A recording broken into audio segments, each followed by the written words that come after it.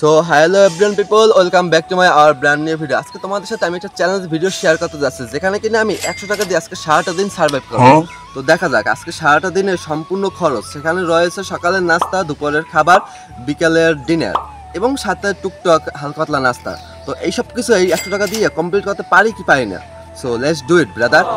আজকে ভিডিওটা শুরু হয়েছে একটা পরোটা আর এক প্লেট ভাজি দিয়ে, যেখানে পরোটার দাম হলো 10 টাকা আর ভাজিটা 10 টাকা। সো খাওয়ার পরে দেখা যাক আমরা এরপরে কি খাই।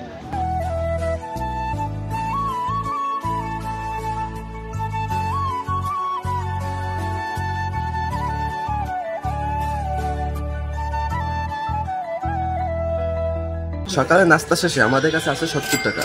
তো এবার আমরা ওয়েলকাম ড্রিঙ্কস হিসেবে শুরু করবো কোনো একটা কিছু। আমাদের কাছে যেহেতু ওয়েলকাম ড্রিঙ্কস নেই, তো আমরা রং চা দিয়ে শুরু করতে পারি। 1 কাপ চা আর 5 টাকা দামে একটা রুটি, ব্যাস 10 টাকা শেষ। 1 কাপ চা, 5 টাকা আর একটা রুটি, এটা দিয়ে আমার নাস্তা শেষ করা যায়।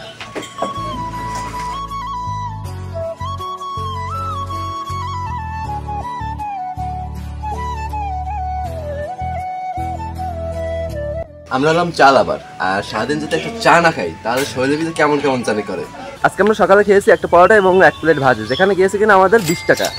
আর এরপর আমরা ওয়েলকাম ড্রিঙ্কস হিসেবে খেয়েছি 1 কাপ চা একটা রুটি, আর সেখানে গিয়েছে আমাদের 10 টাকা। আর এখন মোট আছে আমাদের 70 টাকা। সো এখন বাজে দুপুর 2টা, আর এখন হলো লাঞ্চ টাইম। বাট আমাদের পকেটে যে টাকা আছে এটা দিয়ে এখন দুপুরের জন্য ভাতের বাজেট এটা কোনোভাবেই সম্ভব নয়। যেহেতু ক্ষুধা লেগেছে তাই তো কিছু খেতে হবে, বাট আমাদের কাছে আছে মাত্র 70 টাকা। আর এটার মধ্যে দিয়ে আমাদেরকে আজকে দুপুরের খাবারটা, বিকালের নাস্তা প্লাস রাতের খাবার খেতে হবে। এখন আমরা একটা টঙের দোকানে যাবো এবং গিয়ে দেখি যে এই টাকা দিয়ে আমরা কি খেতে পারি।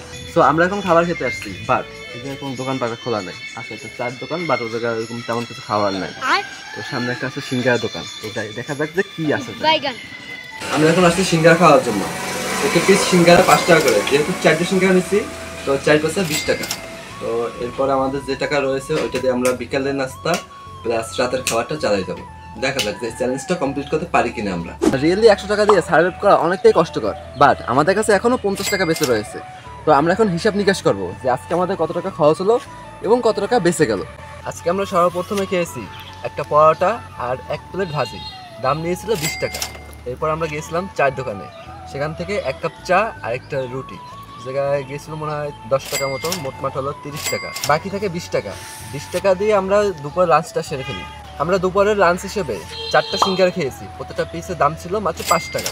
তো 4টা দাম হয়েছিল মোট 20 টাকা, টোটাল দাম হয়েছে মোট 50 টাকা। আমাদের কাছে বেঁচে আছে 50 টাকা।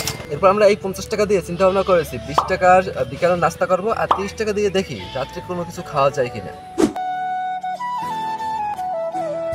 সো বিকালের নাস্তা 2টা পুরি আর কালোর চপ, এই জায়গায় খাওয়া ছিল 15 টাকা। তো এরপর আমাদের কাছে থাকতে হিসেব করে বলা লাগবে কয় টাকা থাকে, মেবি 35 টাকার মতো। তো দেখা যাক এটা কেমন লাগে বিকালের নাস্তা।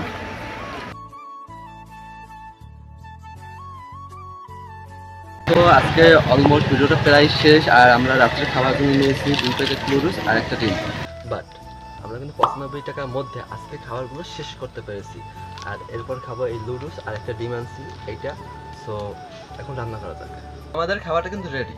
আমাদের এই খাবারটার পিছনেই খরচ গেছে 30 টাকা, আর এটা হলো আমাদের রাতের খাবার। এখন আমাদের কাছে 5 টাকা বাড়তি আছে, আর ওই টাকাটা দিয়ে আমি আমার পার্সোনাল কাছে খরচ করবো। যাই হোক, এখন হয়তো খাবার সময়, আর সারাদিনে অনেক সার্ভাইভ করছি, অনেক কষ্ট করছি।